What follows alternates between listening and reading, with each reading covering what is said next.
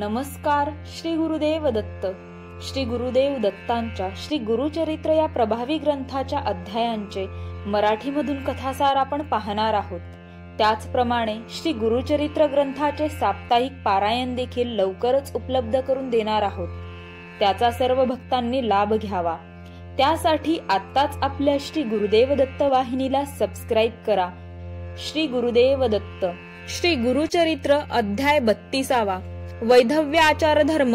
मृत ब्राह्मण जिवंत झाला. ओम श्री गणेशाय नमः. श्री सरस्वते नमः. श्री गुरुभ्यो नमः. श्री कुलदेवताये नमः. अगस्त्य ऋषींच्या आश्रमात आलेल्या देवांना बृहस्पतींनी पतिव्रतेचा आचार धर्म कसा करावा हे सविस्तर सांगितले. त्याचप्रमाणे पती निधनानंतर वैधव्य प्राप्त झालेल्या स्त्रीने कसे वागावे, काय करावे, काय करू नये, म्हणजेच विधवेचा आचार धर्म सविस्तर समजावून सांगितला. बृहस्पती म्हणाले, पती निधनानंतर पतिव्रता स्त्रीने सती जावे हे खरे, परंतु स्त्री जर गर्भवती असेल किंवा तान्हे मूल घरात असेल तर तिने सहगमन करू नये. त्या स्त्रीला स्तनपान करणारे लहान मुलं असताना जर तिने सहगमन केले तर ते महापाप ठरते. पती घरापासून दूर बाहेर गावी निधन पावला असेल तर सहगमन करण्याची गरज नाही. वैधव्य आलेल्या स्त्रीने विधवेच्या आचार धर्माचे यथाविधी पालन केले तर तिला सहगमन केल्याचेच पुण्य मिळते. वैधव्य आलेल्या स्त्रीने केशवपन करावे, नित्य स्नान करावे, एकभुक्त असावे, एक धान्याचे अन्न खावे. तिने 3 दिवसांनी, 5 दिवसांनी किंवा 15 दिवसांनी किंवा महिन्यातून एकदा तरी उपोषण करावे किंवा चांद्रायण व्रत करावे. वृद्धापकाळी एकभुक्त असावे किंवा फलाहार, शाकाहार घ्यावा किंवा केवळ जीवन जगविण्यासाठी दूध प्यावे. विधवेने पलंगावर झोपू नये, मंगल स्नान करू नये, अंगाला तेल लावू नये, सुगंधी द्रव्ये, फुले, विडा या गोष्टी वर्ज्य कराव्यात. पुत्र नसेल तर विधवेने पितरांच्यासाठी विधीपूर्वक तर्पण करावे. भगवान विष्णूंची नित्य पूजा करावी. गुरु असतील तर त्यांच्या संमतीने तीर्थयात्रा, उपवास, व्रते करावीत.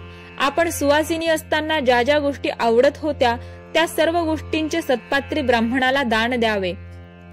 विष्णूंचे स्मरण करीत माघ स्नान करावे. वैशाखात जलकुंभ दान करावे. कार्तिकात दीपदान करावे व माघ महिन्यात तीळ व तूप यांचे दान करावे. वैशाखात पानपोई घालावी. शंकराची पूजा करावी, त्यामुळे अनंत पुण्य लाभते. ब्राह्मणांच्या घरी पाणी पुरवठा करावा. अतिथीला अन्न द्यावे.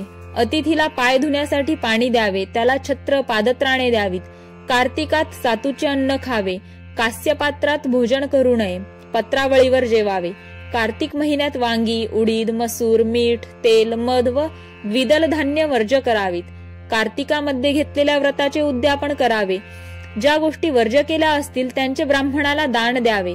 कास्यपात्रातून तुपाचे दान द्यावे. भूमिशयन केले असल्यास पलंगाचे दान द्यावे. माघ महिन्यात ब्राह्मणाला तिळाचे लाडू द्यावेत. थंडीपासून निवारण होण्यासाठी सरपण, वस्त्रे, घोंगडी यांचे दान करावे. भगवान शंकराची व विष्णूची यथाविधी पूजा करावी. शंकराला रुद्राभिषेक करावा. पुत्र असेल तर त्याच्या आज्ञेत राहावे. आत्मा वै पुत्रनाम म्हणजे पतीच पुत्र रूपाने जन्मास येतो हे श्रुतीवचन लक्षात ठेवावे. विधवेने कधीही चोळी घालू नये. पांढरे वस्त्र परिधान करावे. ही पुण्यकृते दिवंगत पतीला नरकापासून वाचवितात. बृहस्पतीने अगस्त्यांच्या आश्रमात सर्व देवांना जो आचार धर्म सांगितला तोच आचार धर्म त्या ब्रह्मचारी तपस्व्याने त्या ब्राह्मण स्त्रीला सांगितला. मग तो तिला म्हणाला, मी तुला 2 मार्ग सांगितले आहेत, सहगमन करणे किंवा विधवेच्या आचार धर्माचे पालन करणे. तुला जो पसंत असेल त्या मार्गाने जा. दोन्हीही मार्ग परलोकाची प्राप्ती करून देणारे आहेत. तुझ्या ठिकाणी धैर्य असेल तर सहगमन कर किंवा विधवेच्या आचार धर्माचे पालन करीत राहा. दोन्हींचे पुण्य सारखेच आहे. ब्रह्मचार्याने असे सांगितले असता ती ब्राह्मण स्त्री हात जोडून म्हणाली, यती महाराज, मी खूप लांबून येथे आले आहे. माझ्याबरोबर माझ्या नात्या गोत्यातील कोणीही नाही. असे असताना तुम्ही माझे सांत्वन केलेत, मला सदुपदेश केला. तुम्ही खरोखरच माझे बंधू वडील आहात. तुम्ही मला 2 मार्ग दाखविलेत, पण विधवा म्हणून जगणे मला झेपणार नाही. कारण पती नसताना लोक माझी वाटेल तशी निंदा करतील, मला नको ती दूषणे देतील. मला वैधव्याने जगणे नकोसे होईल. त्यापेक्षा पती बरोबर जाणेच योग्य ठरेल. मी सती जाण्यास तयार आहे. त्यावर तो ब्रह्मचारी म्हणाला, तुझी इच्छा असेल तसे कर. तू मोठ्या आशेने श्री गुरूंचे दर्शन घेण्यासाठी खूप लांबून आले आहेस. तुझी इच्छा पूर्ण झाली नाही याचे वाईट वाटते, पण प्रारब्ध कुणाला चुकले आहे? जे विधिलिखित आहे ते टळत नाही. तुला सहगमन करण्याची इच्छा आहे ते ठीक आहे, पण तत्पूर्वी एक कर. देवादिकांनाही आपले विधिलिखित टाळता येत नाही, पण गुरुकृपेने ते विधिलिखित आपण बदलू शकतो. म्हणून तू सहगमन करण्यापूर्वी संगमावर जाऊन श्री गुरूंचे दर्शन घे. त्या स्त्रीने ते मान्य केले.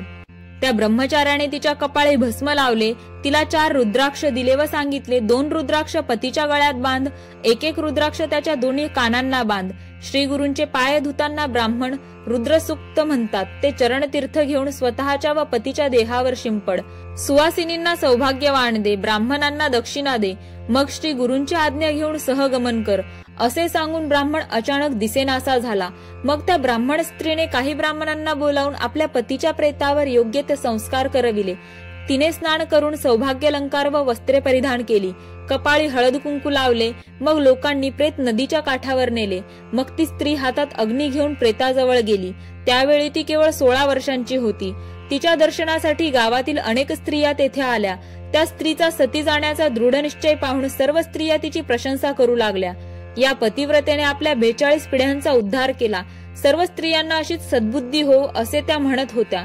मग त्या स्त्रीने तिथे असलेल्या स्त्रियांना सौभाग्यवायने दिली. सर्वांच्या पाया पडून म्हणाली, मी आता सती जात आहे, मला प्रेमाने निरोप द्या. माझ्या सासू सासऱ्यांनी काही विचारले तर त्यांना हा प्रकार सांगू नका. त्यांना हे समजले तर ते दुःखाने प्राणत्याग करतील. आम्ही भीमा तीरावर श्री गुरूंच्या जवळ आनंदात आहोत असेच त्यांना सांगा. येथे श्री गुरूंच्या दर्शनाने माझ्या पतीची प्रकृती खूप सुधारली आहे असे माझ्या सासू सासऱ्यांना व आई वडिलांना सांगा. मग तिने आपल्या पतीच्या कानावर व गळ्यात 2 रुद्राक्ष बांधले. श्री गुरूंचे अखेरचे दर्शन घेण्यासाठी ती संगमावर गेली. तेथे अश्वत्थ वृक्षाखाली श्री गुरु बसले होते. तिने त्यांच्याजवळ जाऊन नमस्कार केला. तेव्हा श्री गुरूंनी तिला आशीर्वाद दिला, अखंड सौभाग्यवती भव, अष्टपुत्र सौभाग्यवती भव. श्री गुरूंनी दिलेल्या आशीर्वादामुळे लोकांना मोठा चमत्कार वाटला. ते हसून म्हणाले, स्वामी तुम्ही हा कसला आशीर्वाद दिलात? अहो, या स्त्रीचा पती मरण पावला आहे व ती आता सती जाणार आहे. सती जाण्यापूर्वी तुमचे दर्शन घ्यावे म्हणून ती आपल्या चरणांशी आले आहे. त्या लोकांनी असे सांगितले असता श्री गुरु म्हणाले, हे कसे शक्य आहे? मी दिलेला आशीर्वाद कधीही खोटा ठरणार नाही, यात कसलीही शंका बाळगू नका. ते प्रेत येथे आणा. आश्चर्यचकित झालेल्या लोकांनी धावत जाऊन प्रेत आणले व श्री गुरूंच्या समोर ठेवले. श्री गुरु म्हणाले, ते प्रेत सोडा, त्याचे कपडेही काढून टाका. लोकांनी तसे केले असता श्री गुरूंनी अभिमंत्रित केलेले तीर्थ शिंपडले. श्री गुरूंनी त्या प्रेताकडे अमृत दृष्टीने पाहताच तो मृत ब्राह्मण झोपेतून जाग्या झाल्याप्रमाणे उठून बसला. त्याने इकडे तिकडे पाहिले. आपण नग्न आहोत, आपल्या भोवती अनेक लोक जमले आहेत व आपली पत्नी आपल्याकडे अवाक होऊन पाहत आहे. हे सगळे पाहून आपण हे काय पाहतो आहोत हेच त्याला समजेना. त्याने झटकन अंगावर वस्त्र घेतले व पत्नीला विचारले, हा सगळा काय प्रकार आहे? मी कोठे आहे? हे सगळे लोक कशासाठी जमले आहेत? तो ब्राह्मण असे विचारू लागला तेव्हा त्याच्या पत्नीने पहिल्यापासूनची सगळी हकीकत त्याला सांगितली. मग ती दोघे पती पत्नी श्री गुरूंच्या चरणांवर मस्तक ठेवून त्यांची अनेक प्रकारे स्तुती करू लागली. अहो श्री गुरु, तुमचा जय जयकार असो. आम्ही केवळ पापी म्हणूनच आम्ही आपणास विसरलो. तुम्ही ब्रह्मा विष्णू महेश स्वरूप आहात. कृपासागरा, आमचे रक्षण करा. तुम्ही जगाचा उद्धार करण्यासाठीच मनुष्य वेशात पृथ्वीवर अवतीर्ण झाला आहात. सर्व भूतमात्री चराचरात तुम्हीच आहात. आता आमचे रक्षण करा. आमच्या अपराधांची क्षमा करा. आता आम्हाला जन्ममरण नको. तुमची ज्यांच्यावर कृपा होते त्यांचे 4ही पुरुषार्थ सिद्धीला जातात. त्या ब्राह्मण पती पत्नींनी असे स्तवन केले असता प्रसन्न झालेले श्री गुरु त्यांना म्हणाले, आता कसलीही चिंता करू नका. तुमचे सर्व दोष नाहीसे झाले आहेत. तुम्ही अष्टपुत्र पूर्णायुषी व्हाल. तुम्हाला 4ही पुरुषार्थ प्राप्त होतील. शेवटी तुम्ही जीवनमुक्त व्हाल. तुम्हाला मोक्ष प्राप्त होईल. याच वेळी तेथे असंख्य स्त्री पुरुष जमले. ते आनंदाने श्री गुरूंचा जय जयकार करू लागले.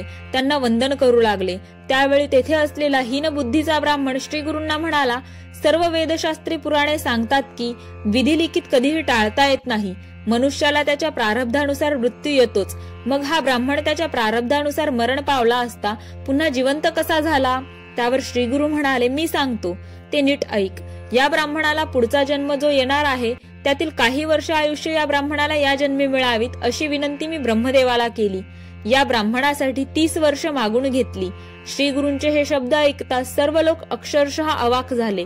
प्रत्यक्ष विधिलिखित बदलण्याचे सामर्थ्य केवळ श्री गुरूंच्या ठायी आहे. हे पाहून सर्व लोक श्री गुरूंना वारंवार वंदन करू लागले, त्यांचा जय जयकार करू लागले. मग सर्वजण श्री गुरूंना वंदन करून आपापल्या घरी गेले. या प्रसंगाने श्री गुरूंची कीर्ती दाही दिशांना पसरली. मग त्या ब्राह्मण पती पत्नींनी संगमात स्नान करून श्री गुरूंची यथासांग पूजा केली, मोठा दानधर्म केला, श्री गुरूंची मनोभावे आरती केली. ही कथा सांगून सिद्धयोगी नामधारकाला म्हणाले, नामधारका, यानंतर एक मोठी अद्भुत कथा घडली, ती मी तुला सांगतो, ती लक्षपूर्वक ऐक. अशा रीतीने श्री गुरुचरित्रामृतातील वैधव्य आचार धर्म मृत ब्राह्मण जिवंत झाला नावाचा अध्याय 32 समाप्त. श्री गुरु दत्तात्रेयार्पणमस्तु. या पुढील भागामध्ये आपण अध्याय 33 पाहणारच आहोत. तत्पूर्वी या व्हिडिओला नक्की लाईक करा, जास्तीत जास्त दत्तभक्तांपर्यंत ही माहिती पोहोचवा. अध्याय श्रवणानंतर श्री दत्तगुरूंच्या नामाचा कमेंट्स मध्ये वर्षाव करा. आत्ताच आपल्या श्री गुरुदेव दत्त वाहिनीला सबस्क्राईब करा. धन्यवाद. श्री गुरुदेव दत्त.